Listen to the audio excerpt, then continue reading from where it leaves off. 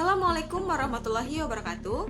Halo semuanya, perkenalkan saya Anissa Salsabila, mahasiswa Pendidikan Ekonomi Universitas Sriwijaya, kelas Indralaya angkatan 2023. Video kali ini saya buat untuk memenuhi tugas UAS mata kuliah Praktikum Teknologi Informasi dan Komunikasi yang diampu oleh Bapak Deskoni SPD MPD dan Ibu Dewi Pratita SPD MPD.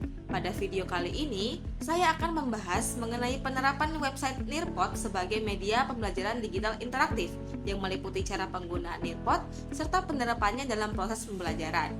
Saya memilih Nearpod karena aplikasi ini menyediakan berbagai fitur pembelajaran interaktif yang dapat meningkatkan partisipasi siswa di kelas. Nearpod juga mendukung pembelajaran modern berbasis teknologi, baik secara daring maupun tatap muka. Nearpod adalah platform pembelajaran berbasis web yang memungkinkan guru untuk membuat materi interaktif seperti presentasi, kuis, video, permainan edukatif, dan evaluasi pembelajaran dalam satu tempat. Fungsi utamanya adalah untuk membantu guru menyampaikan materi secara menarik dan interaktif.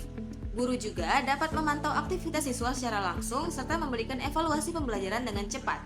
Target pengguna Nearpod adalah guru, dosen, siswa, maupun lembaga pendidikan yang ingin menerapkan pembelajaran digital secara lebih interaktif. Nah, untuk mengakses Nearpod ini, yang pertama kita pergi ke Google untuk mencari website Nearpod. Kemudian kita akan diarahkan ke websitenya. Untuk login, kita bisa login sebagai teacher di sini. Klik yang ini. Nah, jika kita belum punya akun Nearpod, kita bisa sign up dengan akun Google dengan mengetikkan nama depan, nama belakang, kemudian email kita, password, kemudian sign up. Atau jika kita sudah punya akun Nearpod, kita bisa langsung sign in menggunakan akun Google. Nah, jika sudah login, kita akan diarahkan ke berandanya seperti ini. Ini adalah tampilan beranda di Nearpod. Nah, kita bisa membuat media belajar kita sendiri. Kita bisa klik Launch the Lesson Builder di sini. Nah, di sini kita bisa membuatnya dari awal, atau kita bisa mengupload yang sudah kita buat, atau ini tadi yang kita mencari template yang sudah disediakan oleh Nearpod. Kita pilih yang Create Lesson from Scratch. Nah, di sini kita bisa menambahkan slide kosong untuk membuat slide presentasi atau materi kita secara manual, atau kita bisa memasukkan aktivitas yang sudah kita buat sebelumnya, atau bisa kita upload materi pembelajaran kita terlebih dahulu. Kita klik upload materi terlebih dahulu. Kita bisa langsung mengupload materi pembelajaran yang sudah kita siapkan sebelumnya dari komputer atau perangkat kita.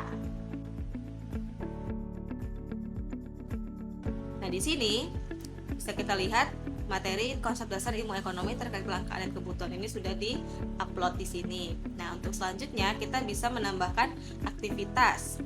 Klik Add New di sini. Nah, di sini kita bisa melihat ada banyak aktivitas yang bisa kita tambahkan. Ada multiple choice atau pilihan ganda. Di sini ada time to climb. Ini sejenis permainan yang bisa meningkatkan perhatian siswa dalam pembelajaran. Ada drag and drop, ada draw it, open ended question. Ini juga ada collaborate board yang bisa kita tambahkan jika kita ingin membuka forum diskusi antar siswa. Jadi siswa bisa menuliskan pendapatnya lewat collaborate board ini. Kemudian ada polling, matching pairs, quiz, memory test, fill in the blank. Kemudian untuk media, kita bisa mengupload media material seperti gambar, audio, atau PDF, presentasi. Kemudian kita bisa masukkan video juga, slideshow, web content, ini berbentuk link, dan masih banyak lainnya. Nah, di kali ini saya akan mencoba untuk menambahkan multiple choice. Kita klik di sini, kemudian kita add. Nah, di sini kita bisa menambahkan pertanyaan secara manual. Kita bisa memasukkan pertanyaan kita di sini, menambahkan gambar atau video yang mendukung pertanyaannya. Di sini juga kita bisa memasukkan jawabannya berbentuk teks atau pilihan gambar. Nah, jika sudah puas, langkah selanjutnya kita bisa memberikan nama pembelajaran ini. Selanjutnya bisa kita preview atau bisa langsung kita save dan exit bagian sini. Nah, jika sudah, nanti kita akan diarahkan kembali ke beranda. Untuk membagikannya kepada siswa, kita bisa klik yang teach ini.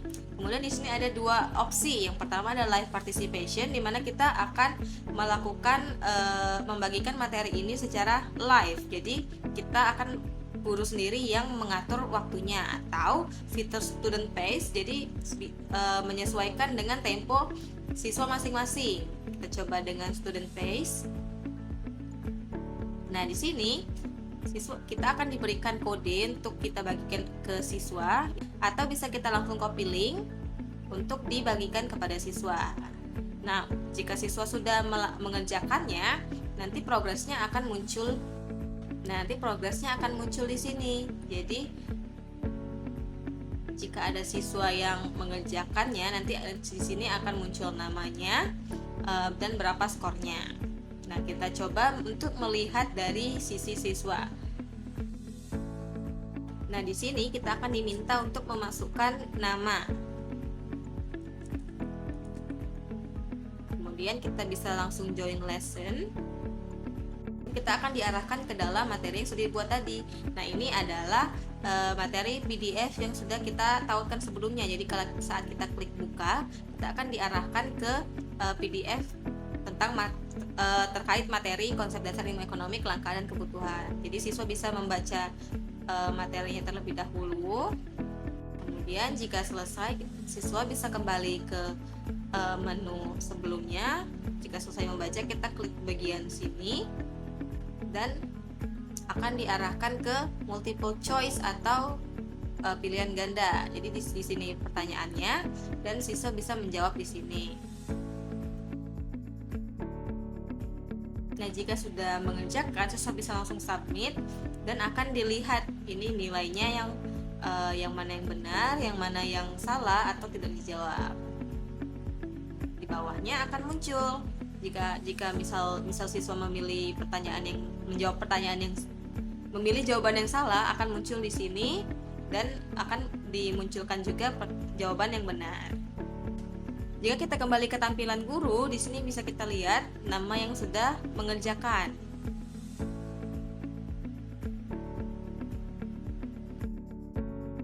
Ini kita bisa langsung melihat skornya, yang mana yang benar, yang mana yang salah, seperti itu. Nearpod memiliki berbagai kelebihan yang mendukung proses pembelajaran modern berbasis teknologi. Yang pertama, Nearpod mampu meningkatkan interaktivitas pembelajaran. Dalam pembelajaran konvensional, siswa itu cenderung hanya mendengarkan penjelasan guru secara pasif. Namun, melalui Nearpod, siswa dapat langsung berpartisipasi melalui kuis, polling, diskusi, maupun permainan edukatif yang membuat siswa lebih fokus dan terlibat aktif selama proses pembelajaran berlangsung. Yang kedua, Nearpod mendukung pembelajaran berbasis multimedia. Guru dapat menggabungkan teks, gambar, video, audio, dan animasi dalam satu media pembelajaran.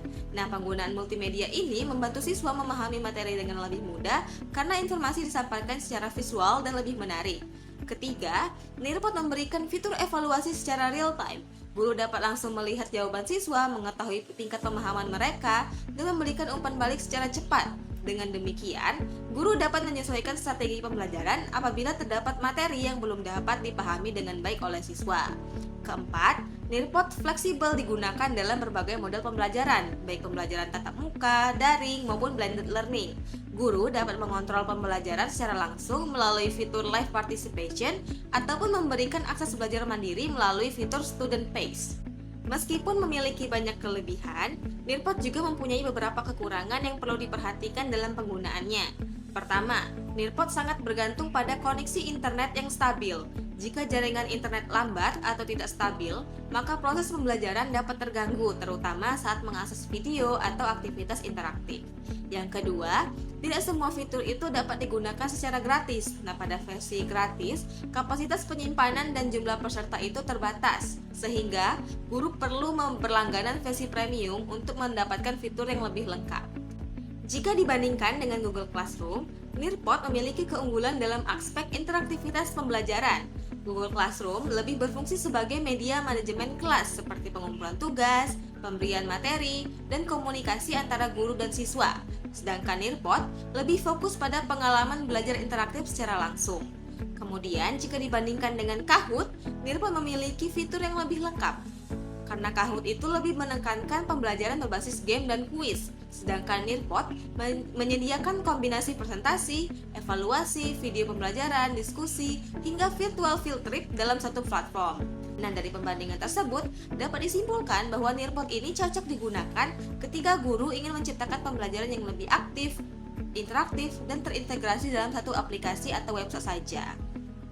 Dalam implementasinya di dunia pendidikan, terdapat beberapa potensi kendala yang mungkin dihadapi. Pertama, adalah kendala infrastruktur teknologi. Tidak semua sekolah memiliki akses internet yang baik ataupun perangkat digital yang memadai untuk seluruh siswa. Hal ini dapat menyebabkan ketimpangan dalam pelaksanaan pembelajaran berbasis teknologi. Yang kedua adalah kendala persiapan guru dan siswa. Sebagian guru mungkin belum terbiasa menggunakan platform digital interaktif sehingga memerlukan pelatihan tambahan. Begitu juga dengan siswa yang belum memiliki kemampuan literasi digital yang baik. Yang ketiga adalah kendala manajemen kelas. Ketika siswa menggunakan smartphone atau laptop selama pembelajaran, terdapat kemungkinan siswa akan terdistraksi oleh aplikasi lain seperti media sosial atau permainan. Oleh karena itu, guru perlu melakukan pengawasan dan pengelolaan kelas dengan lebih baik. Sebagai contoh implementasi, Nearpod dapat digunakan dalam pembelajaran pendidikan ekonomi pada materi kelangkaan dan kebutuhan manusia. Pada awal pembelajaran, guru dapat membuka kelas dengan pertanyaan interaktif menggunakan fitur poll untuk mengetahui pemahaman awal siswa tentang kelangkaan dan kebutuhan manusia. Setelah itu, guru menyampaikan materi melalui slide presentasi yang dilengkapi gambar, video, dan animasi agar lebih menarik. Selanjutnya, siswa dapat diminta untuk mengikuti aktivitas collaborate board untuk berdiskusi mengenai skala prioritas untuk membedakan antara kebutuhan dan keinginan. Setiap siswa dapat menuliskan pendapatnya secara langsung sehingga tercipta pembelajaran yang lebih kolaboratif. Kemudian, guru dapat memberikan evaluasi melalui fitur kuis agar siswa dapat lebih semangat dalam menjawab soal. Hasil jawaban siswa dapat langsung dilihat oleh guru untuk mengetahui tingkat pemahaman mereka terhadap materi yang telah dipelajari.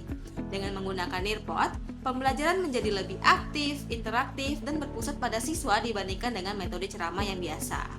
Nearpod sesuai dengan teori behaviorisme karena menyediakan stimulus dan respon dalam proses pembelajaran, misalnya melalui kuis interaktif dan pemberian skor secara langsung.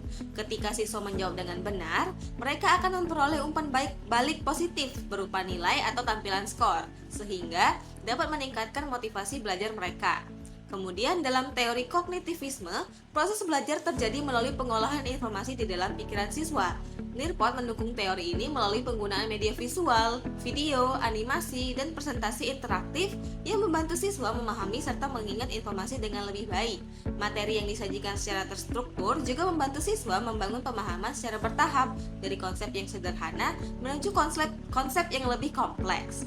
Nearpod juga mendukung teori konstruktivisme karena siswa itu tidak hanya menerima informasi secara pasif, tapi juga ikut membangun pengetahuan mereka melalui aktivitas diskusi, kolaborasi, dan eksplorasi materi.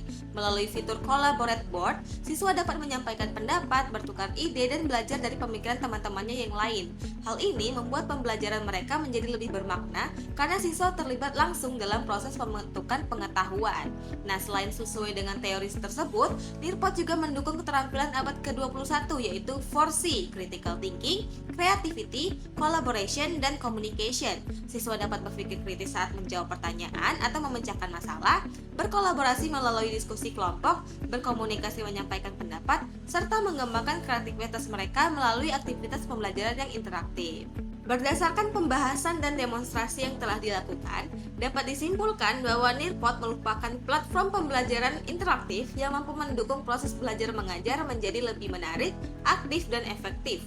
Nah, saya merekomendasikan penggunaan Nearpod ini bagi guru, dosen, maupun tenaga pendidik lainnya sebagai salah satu alternatif media pembelajaran digital interaktif.